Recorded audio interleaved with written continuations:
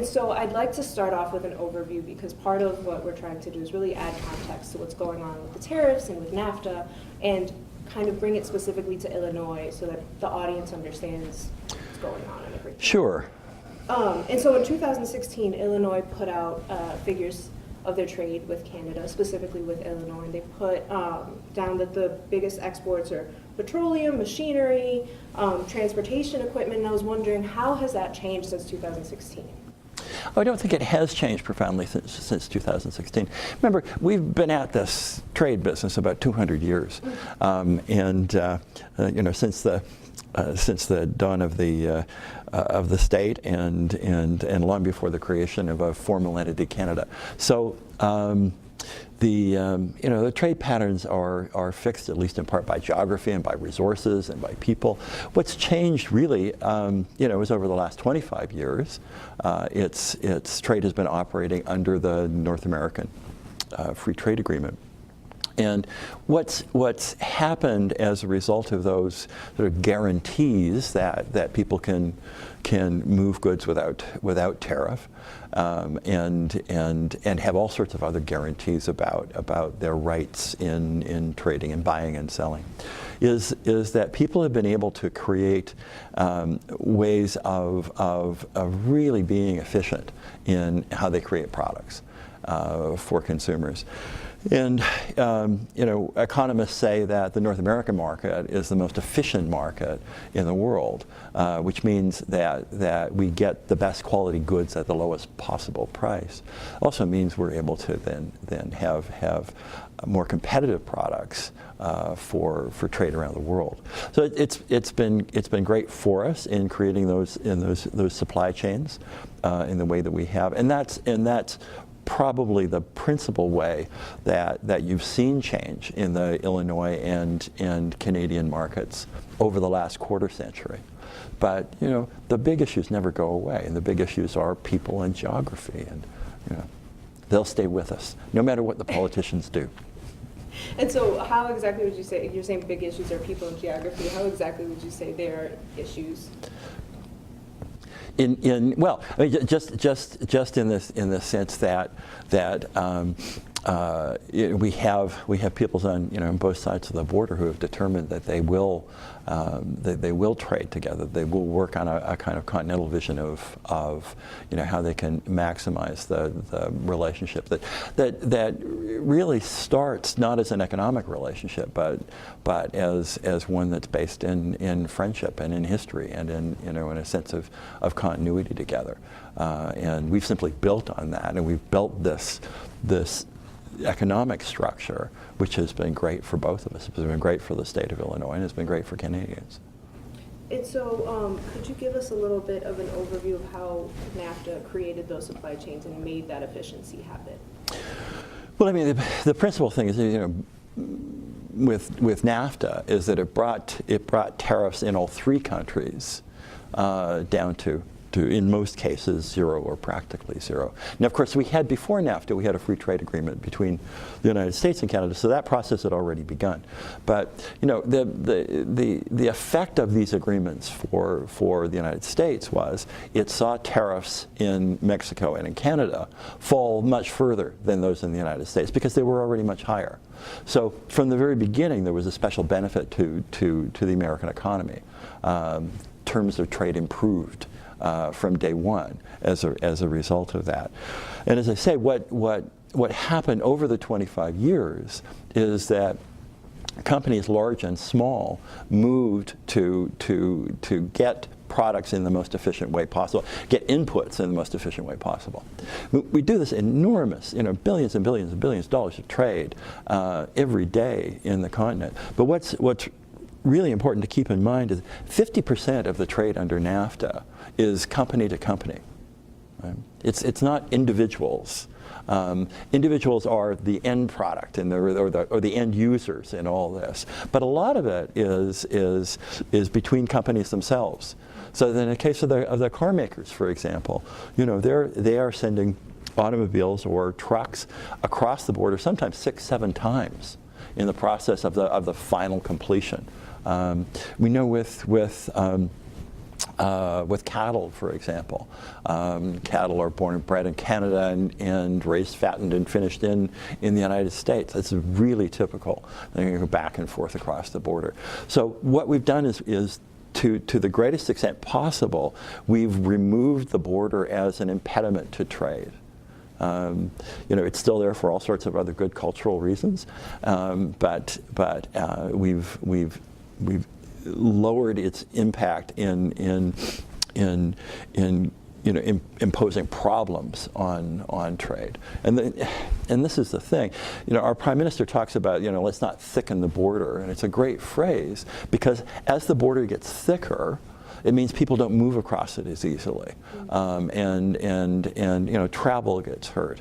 It means that goods don't move across it as quickly. And when you're moving food, or you're moving inputs for people's products on the other side of the border or the other side of the continent, then that creates costs.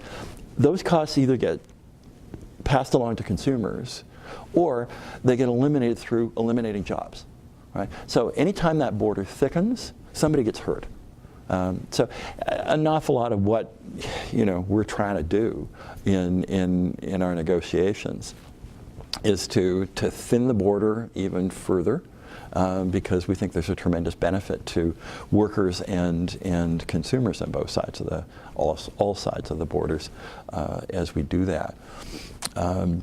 The course of the NAFTA negotiations have been absolutely fascinating because I think Canadians can say, with perfect honesty, that our desire in these negotiations is to see that everybody is better off. Because the simple truth is, and you can see it through the economic history of our two countries, when the United States does well, Canada does well. It works conversely as well.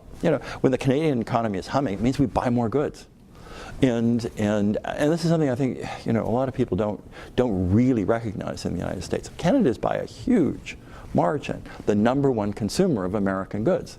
We're the ones who are making it possible for so many American businesses to hire more workers, to maintain their businesses, to deepen their profits. And that's certainly true in Illinois. Canada is by far Illinois' most important customer. So those are things that they lead us to believe that over the longer term we're going to sort through all of the challenges of today and figure it out, because it's so much in the best interests of Americans and of Canadians, and it's really the best way for us to build the middle class and employment on both sides of the border.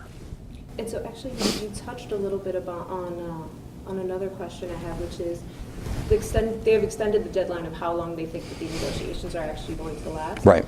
Is there anything that Canada is that you could speak to that Canada is feeling that is unfair in NAFTA, specifically towards Canada, like the Canadian perspectives? Because I feel like we don't really get to see a lot of that in the U.S.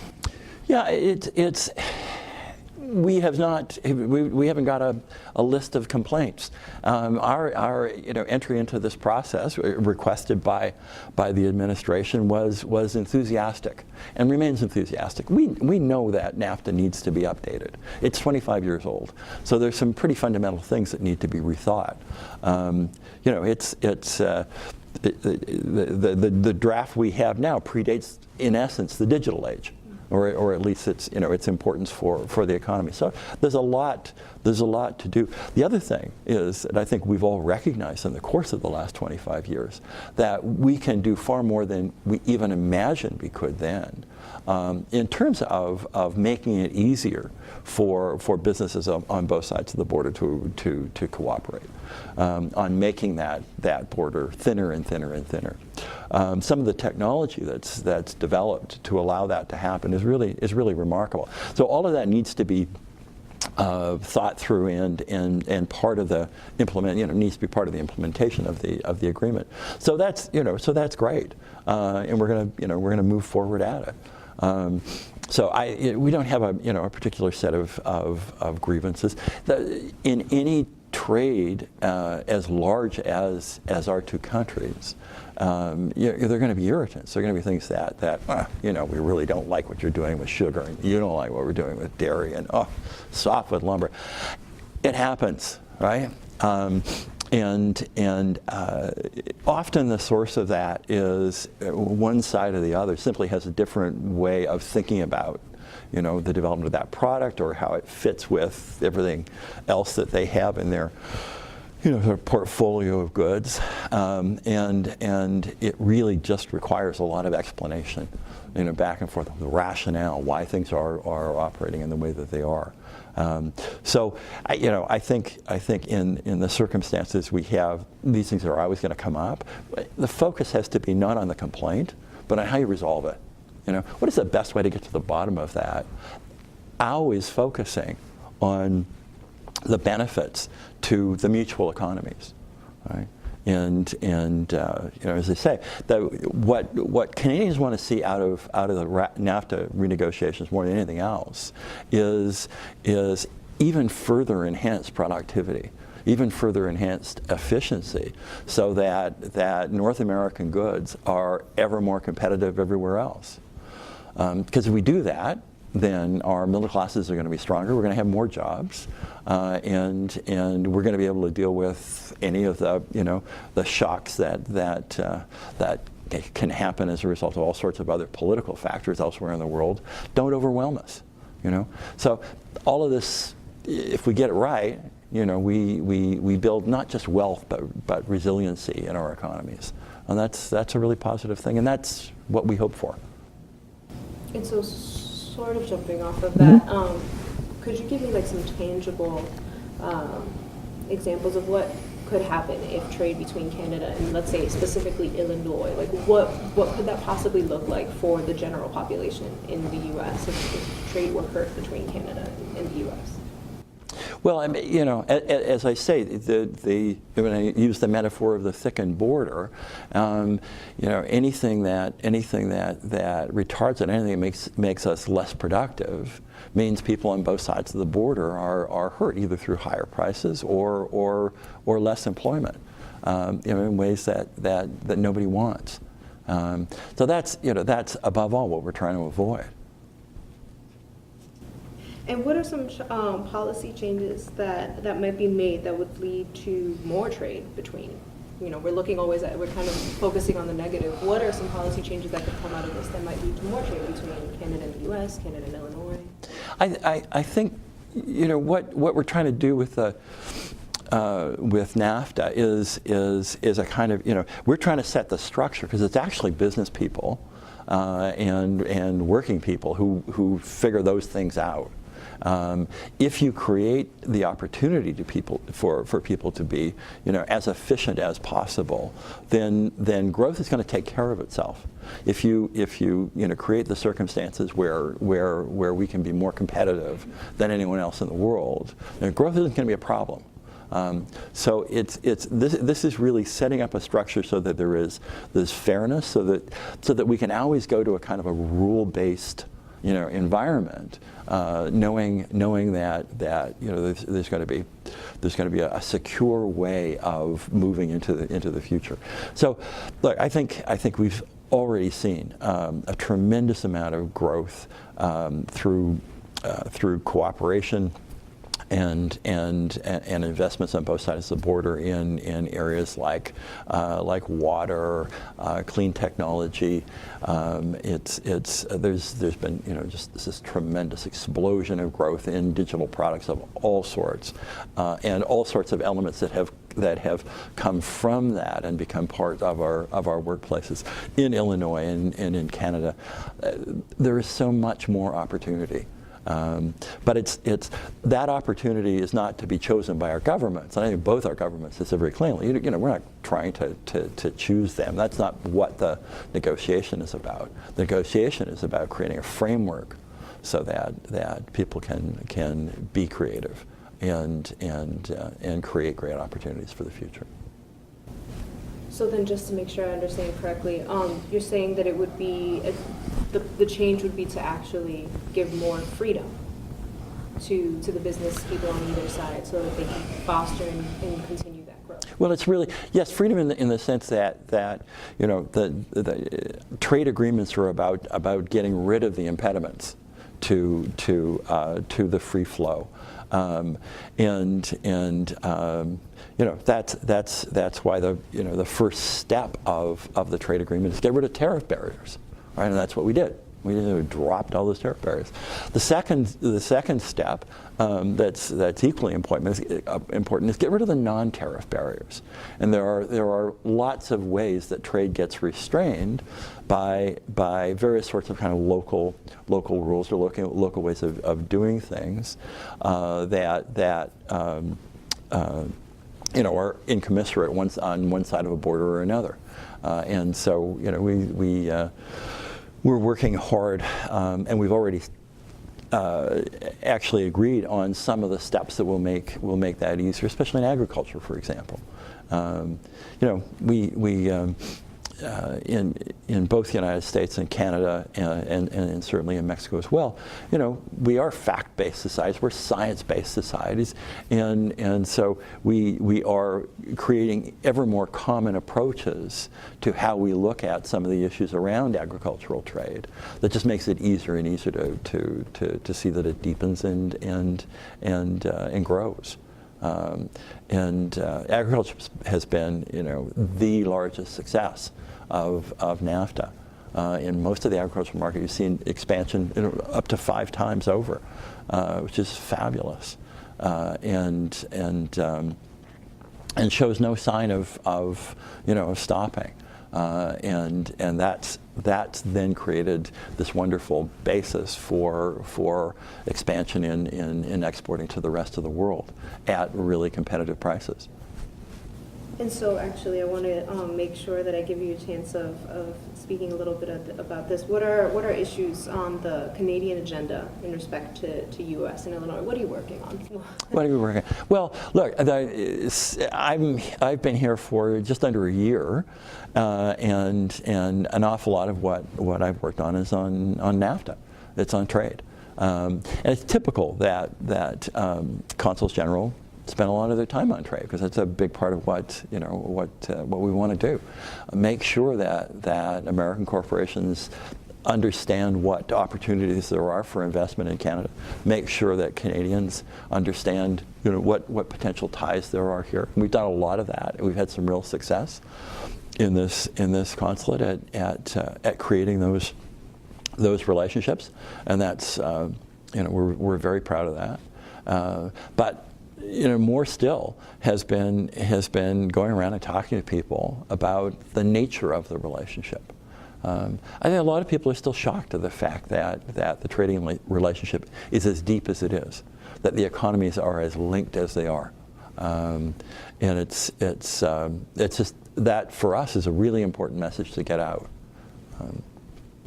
And so, if jumping off of that again a little bit, if let's say there are business people who are watching or anything like that, who should they contact if they want to get more involved with trading with Canada or seeing how they can expand their business? Thank you for that opportunity. They can certainly come to me, and we have a trade office. We have a pretty elaborate organization here, and a great system and deep system in Canada to make sure that people who are interested in making investments have all of the opportunities to see what's available, and we've helped lots of folks, and so we've got you know, a real sense of how to make this work as painlessly and as profitably as possible. So.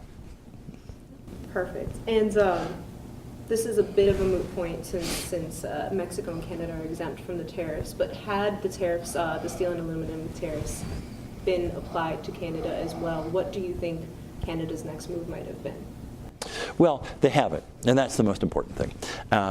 You know, I would just kind of repeat what our foreign minister has said, which is this is a great first step, but we've got lots of work to do yet, so that there's a real understanding in the administration that tariffs on the grounds of security against Canada on steel and aluminum really don't make any sense. I mean, we are America's closest ally.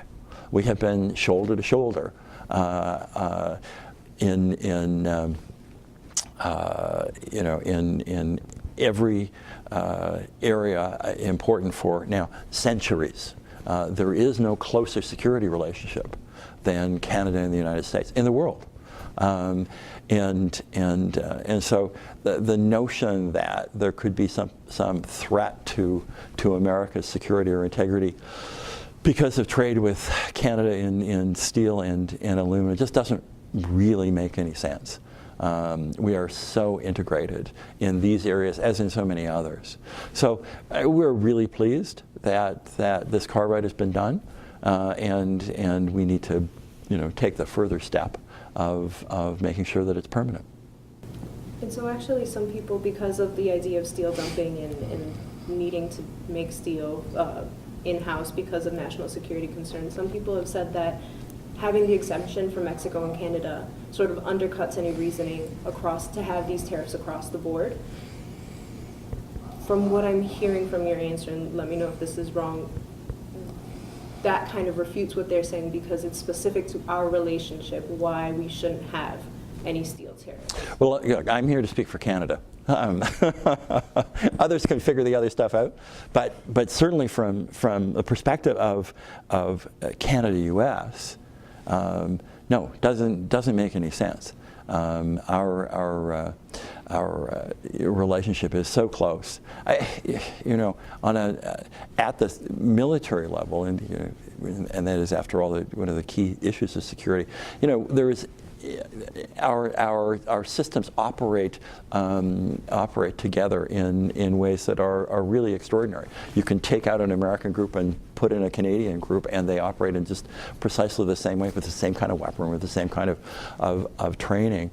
And we've done that because we work together protecting the continent. And we work together in NORAD, and we work together in NATO, and we train together, and we have over the last century and a bit fought together a lot to make the world better and to make the world safer, and certainly to make the United States and Canada safer. And we've achieved that, and this is no time to forget it. Absolutely. And so this one's actually a little bit off topic, so feel free not to answer. This is specific to some stories that I'm working on separately on Syrian refugees, and with Canada taking thousands of Syrian refugees, something that you hear from the American public is the fear that how do we keep our national security, especially with the idea of having that free movement between Canada and the U.S. Like, how would that affect us, and if that makes people feel uncomfortable, what would you say to that? Heard that before, but what I would say is the free movement that we're seeking is not untrammeled movement across the border. We in fact have a very, very secure border. And it is as secure as it is because of an enormous amount of cooperation between our security forces on both sides. So we've worked very, very hard at that, and I think both sides have lots of reason to be proud. So no, we don't have that fear, and we have no reason to believe that anybody else should. That's something that I think both sides should be very proud of. Is there anything that I didn't ask a question about, or that I didn't cover, that you think I should have, or that you'd like to say? No, I mean, simple. I just want to reiterate. This is.